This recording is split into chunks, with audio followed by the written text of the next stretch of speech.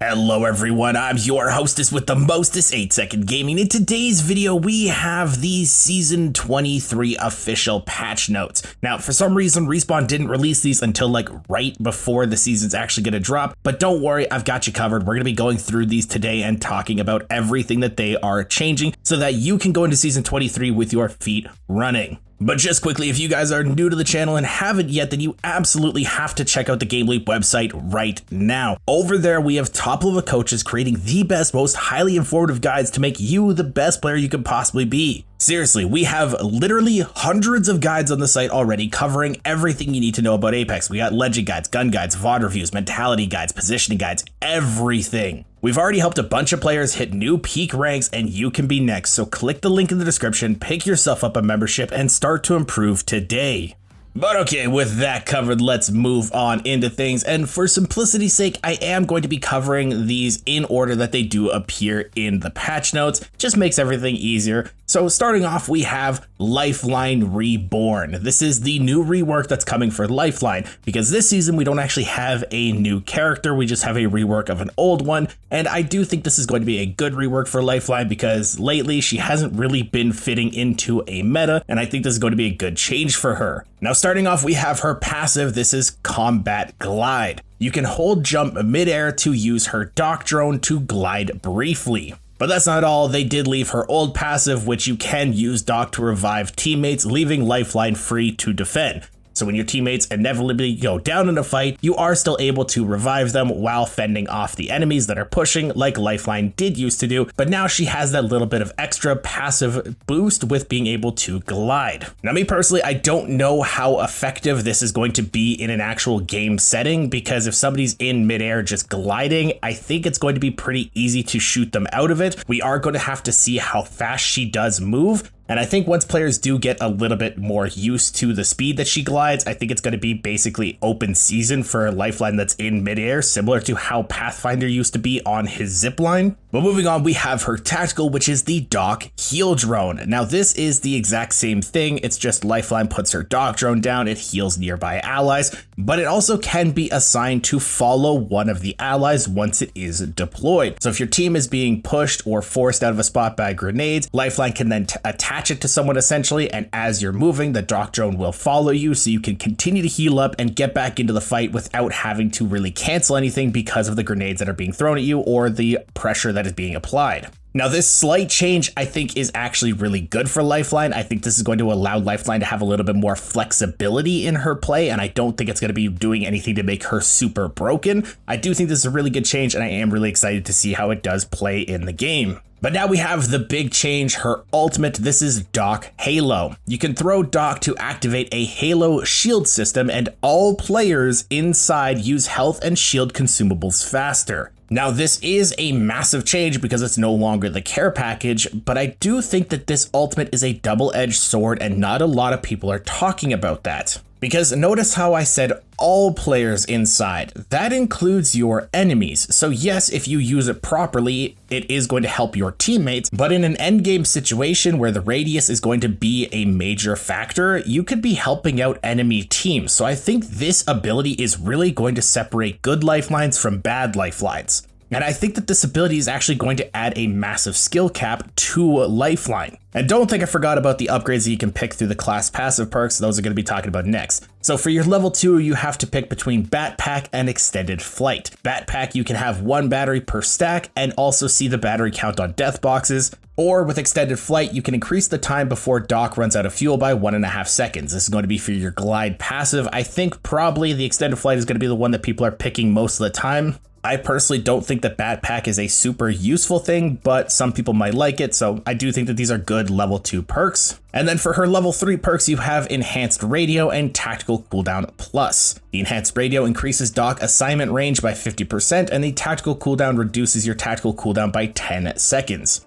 I don't think that the assignment range is going to be anything super massive because that's just going to be where you can put Dock on someone to follow them around. And if you're in that situation, you're probably right next to them anyway because you put the Dock drone down to heal them. So probably you're going to be taking the tactical cooldown reduction most of the time because it is going to be a little bit of a better option. But again, I do like these level 3 perks because depending on the situations, you do have multiple options. So I do overall like Lifeline's changes and I am excited to see them. Now, next up, we are going to be talking about the support class perks, because this is going to be the support season. Supports are going to be so absolutely busted in this season. It is not going to be funny. But anyway, the support class perks are Heal Expert, where support legends now move at full walk speed while healing, and the healing amount from small meds is doubled. Now, for all you newer players out there, the full walk speed while healing might not seem like a huge increase to a power level, but the move speed that you're able to have while healing does play a significant role in a fight.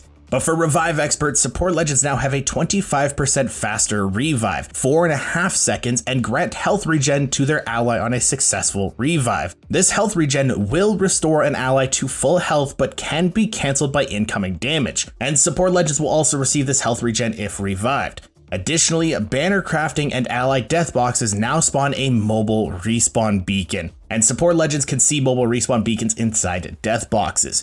So this is going to be absolutely nuts, and I cannot wait to see how strong these support class perks are. Now, next up, this is a small one, but it is a nice quality of life change. This is the skill display improvements. As you are loading into a game, you are going to see the distribution of ranks across the bottom of the screen. Now, in the example that they did give on the patch notes, you can see that the majority of the players are in silver, but there were some gold players in there. I don't think that this is going to be a massive change in people's opinions, but I do think it is actually very solid because you can go into the game knowing a little bit more information and change your gameplay based off of that. And to me, that's a huge improvement.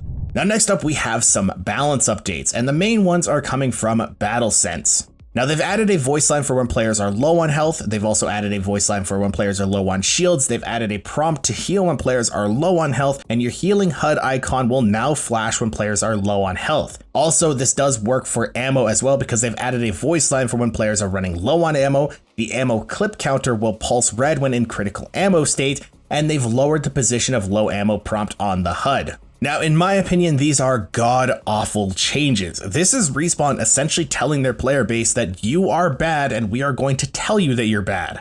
Players do not need a voice line for when someone is low on health or when they're low on shields. There's already a prompt that does pop up when you do crack someone's shield in the kill feed. Players can pay attention to that. This is just more audio clutter, more visual clutter, and the game does not need that. There's already way too much of it in the game to begin with. So in my opinion, awful changes. Respawn, please revert. Now, next up, we have the care package changes, and the devotion is coming out and going back onto floor loot. Now, to make up for it coming out of the care package, there are some nerfs to it. So first off, the spin up time has been decreased because there is no turbocharger slot. That's another thing. They removed the turbocharger. And also the reverse hipfire tightens slower and is less accurate. So the hipfire is not going to be an absolute laser like it has been in the past when it was in the care package. I do think that these are good changes. But the weapon taking the spot in the care package is going to be the Havoc. And for this, they have improved the hipfire. They've increased the magazine size to 36. They've increased the damage to 19. It was 18. And they've also added the select fire beam shot, which is a hop up from way back in the game. So the Havoc, I think, won't need the beam shot. This might just be a little bit of a meme to use if people want to use it, but we're going to have to see. And lastly, the gold weapon rotation. We got to know what the fully kitted weapons are. These are going to be the Car, the Hemlock, the L-Star, the Longbow, and the Mastiff. Now, next up, we have some gameplay updates. And first off, the crafting stations. All legends can now craft banners. You do not need a support legend in order to do this. In my opinion, awful change. I think that they should actually have made it so that only support legends can craft banners. So unless you were a support legend, you had no option. Crafting banners is not the best thing in Apex. It makes solo queuers especially suffer because as soon as a fight even starts to look bad, your teammates will book it out and try to just craft you later. For 3 stackers, I don't think this is going to be a huge issue, but I'm looking out for the solo queue players. I don't think that this is a good change. So that's just my opinion on that. Now, next up, we have the loot bin reset. If a player is near a loot bin during the reset phase, that loot bin will now eject loot, even if that bin was not open recently, and gold bins now spawn fewer pieces of gold loot. I do think this is a good change. Sometimes you weren't able to get to a loot bin before the reset happens and you weren't able to open it up, so you were losing out on a tiny little bit of loot, and the gold bins did spawn way too much gold loot even after the nerfs, so I do think that this is a really good change. And they have also changed the mythic bin a little bit. First off, it can be now tracked and pinged through walls more easily. I didn't think this was a huge issue. Maybe other people are having issues with this. They've also improved logic to consider if the weapon you have is already a gold weapon and instead grants a different upgrade. That's cool. I never really ran into that issue either, but that is a good option. And the location is now announced before spawning, is marked on the mini and full maps, and a warning is issued in game. This is going to be interesting because a lot of people do like to fight for the mythic bin. So having the warning a little bit earlier is going to allow players to potentially set up around it using something like a control legend, a caustic, a Watson, and make fighting for the mythic bin a little bit harder. They've also reduced the time to open it to 10 seconds. It was 11 seconds. I don't think this is going to matter too much. And updated mythic bin icons for better clarity and consistency. Again, I didn't really run into this issue, but if you were running into this issue, hey, it's fixed for you. Now next up we have ammo and attachments. For hop up, the boosted loader now activates at 0 ammo and now goes on the Sentinel. And that's not the only change that is coming to the Sentinel. We will talk about that when we get to the weapons, but I do think the Sentinel is going to be a lot more deadly this season. So I do think we're going to be running into a few more Sentinels, especially now with the boosted loader. Now next up we have the gun shield generator. The shield recharge cooldown time was decreased to 10 seconds. It was 12 seconds, and they have reduced the spawn rate. Now again, with some of the changes that they are making to some of the weapons, I do think that LMGs are going to be seen a little bit more in this season. So this is going to be a pretty solid change, especially because they are reducing the spawn rate. So not everyone is going to have one, but I do think that this is going to be pretty solid.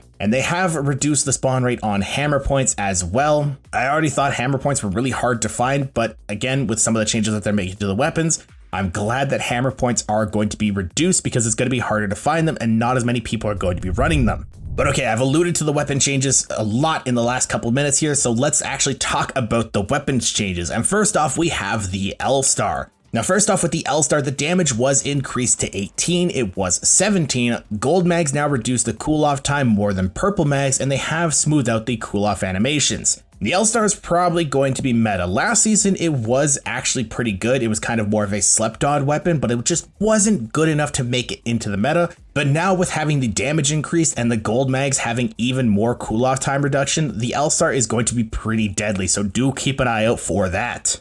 For the longbow, the damage was increased to 60, it was 55. This is going to be a pretty solid change to the longbow because you are able to spam out shots a lot more effectively than other weapons. With some of the changes that are coming to the other sniper rifles and also some of the marksman rifles, I don't know if the longbow is going to be meta, but for the people that did enjoy using a longbow, it's going to be a lot better. Next up, the P2020, the akimbo base hipfire has been improved. The P20s were already super accurate in my opinion when you were hip firing on the akimbos, but now they're making it even better. And like I said, with the hammer points, people are going to be running hammer points a lot because the Mozambiques are still pretty good. The P2020s are going to be better. So I am glad that they are reducing the spawn rate of the hammer points. P2020s are actually going to be pretty solid in my opinion. I think a lot more people are going to be running them. Next up, we have the Rampage, and in the Rev state, they have increased the decay rate. They've also reduced the cost per shot. They've significantly increased the energized capacity, and successfully charging up the Rampage with a thermite will also trigger a reload. This is just a solid quality of life change for the Rampage in the Rev state. The Rampage was really meta back in the day when it kind of first came out, but it did fall out, but it still does put in some pretty decent work when it's revved up, and now it's going to be even better when it's revved up. So I do think, again, you're going to see a little bit more play of the Rampage this season. But now we have the Sentinel, the changes that are going to be super impactful in this season in my opinion. Now charging up the Sentinel with boosted loader equipped and within activation criteria will overload the next mag as though it were a boosted reload. Good quality of life change. They've also increased energized capacity, so you have more shots per energize.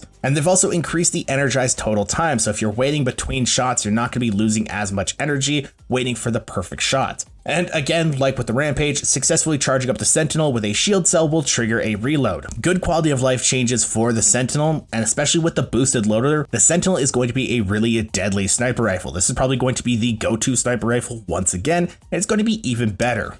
Now next up, the Spitfire is getting a damage increase to 19, it was 18, and 1 damage might not seem like a lot to some people, but it is, and especially with the Spitfire with a purple mag where you have like 5 bajillion bullets in a magazine, you're going to be able to send out so much damage per magazine, and especially if you're a backline character like a support character, you are going to be able to throw so much damage downrange and help your team. It is going to be nuts. I think LMGs are going to be in a much better position this season. I'm not the biggest fan of LMG metas, but it seems like we're going into one, so do keep an eye out for that. Next up, the Peacekeeper. The choke speed has been increased. I don't think this is really going to make it better than the Mastiff, but hey, it's a nice quality of life change for the Peacekeeper. And the Triple Take, the choke speed has been increased and the fire rate has also been slightly increased. Good change for the Triple Take. The Triple Take was feeling a little bit weaker in the past couple seasons compared to the other marksman rifles, so this is going to be nice to boost it up to the same speed as the other marksman rifles, and I think this is a good change for it. Moving forward though, we have the Legends changes.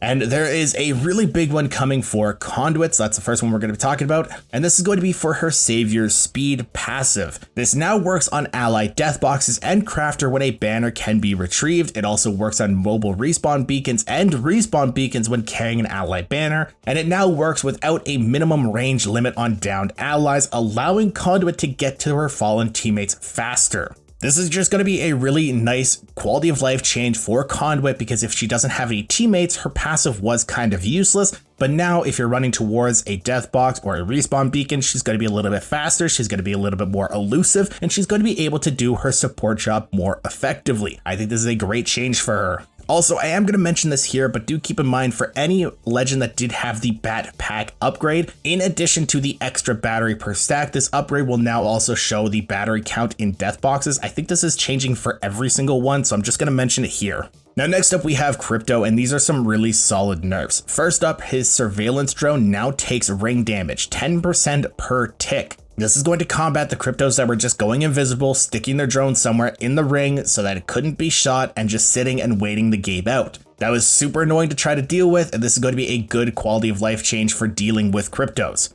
And another one is his off the grid is being changed slightly. Players within 20 meters of Crypto will now be able to spot a faint cloaking flicker every 1.5 seconds to help identify hidden cryptos. Also, cloaked audio range and volume has been increased. So again, this is going to help deal with the cryptos that were just going invisible and waiting the game out. If you are one of these cryptos, you're no longer going to be able to crutch off that. Now moving forward, we have Gibraltar, and first off, his Dome of Protection cooldown was reduced to 17 seconds. It was 30 seconds. Huge reduction.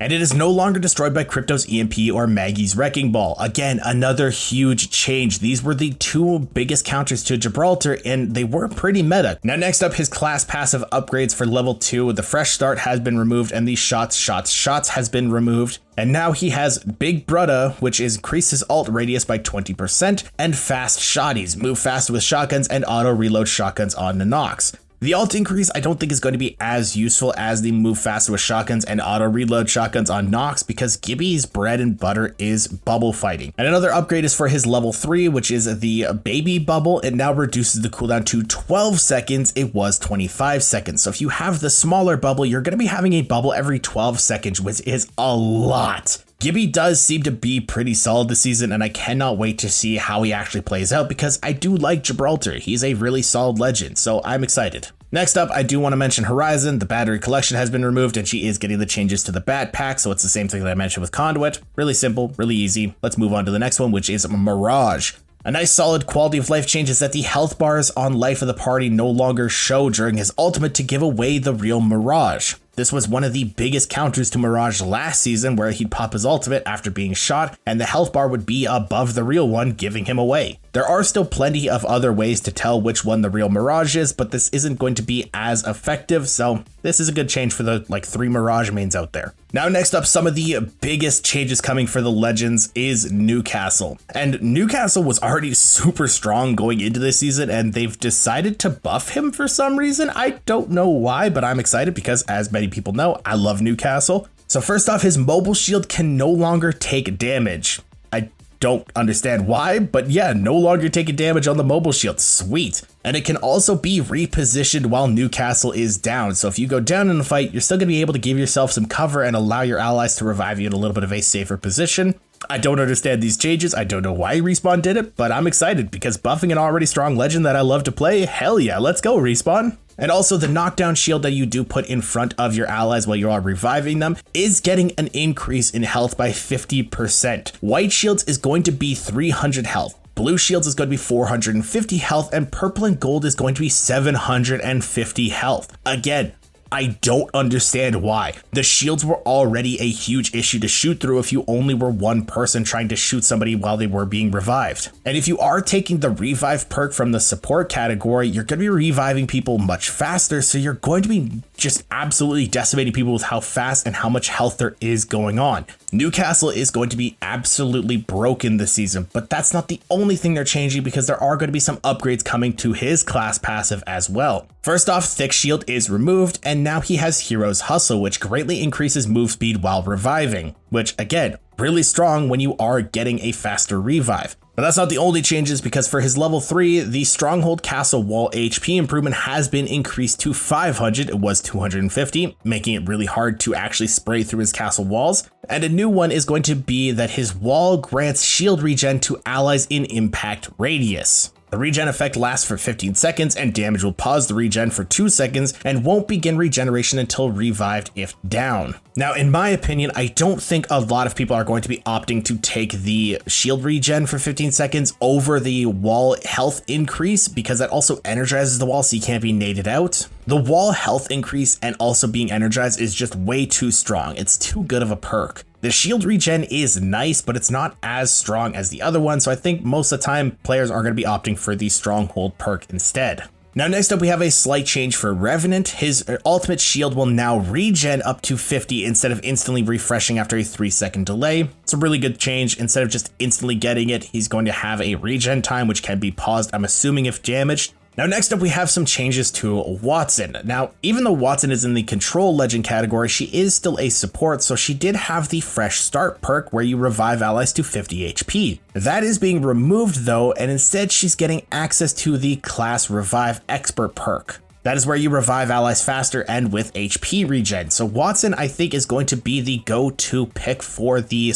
control category, because it's just going to be a little bit better for her to have the revive allies faster and with the HP regen combined with the shield regen. Now next up we do want to talk about the map rotations, because I'm really excited for this map rotation. For pubs and ranked, it's Broken Moon, Stormpoint, World's Edge. For pubs, I do think it's only going to be a little bit more boring, so if you are just a pub star, I don't think this is going to be as exciting for you. But in terms of ranked, Broken Moon, Stormpoint, and World's Edge are the 3 best ranked maps in my opinion, so this is going to be a really solid ranked season. And speaking of ranked, they have done some tuning on ranked. So the entry cost is being reduced above Platinum tier. So for Platinum, it's going to be 45 RP per game, it was 55. Diamond is going to be 65 RP, it was 70. And Master Plus is going to be 90 RP, it was 100. This is going to be a little bit of a nice quality of life change. It's going to be a little bit easier for people to climb in some certain situations, so, you know, it's nice. But what are you guys most excited for this season? Let me know in the comments down below. And if you guys want to stay up to date with the latest and greatest Apex Legends tips, tricks, and news, don't forget to smash that like and subscribe button. Thank you all for watching. Once again, I'm 8 Second Gaming. I'll see you guys in the next one.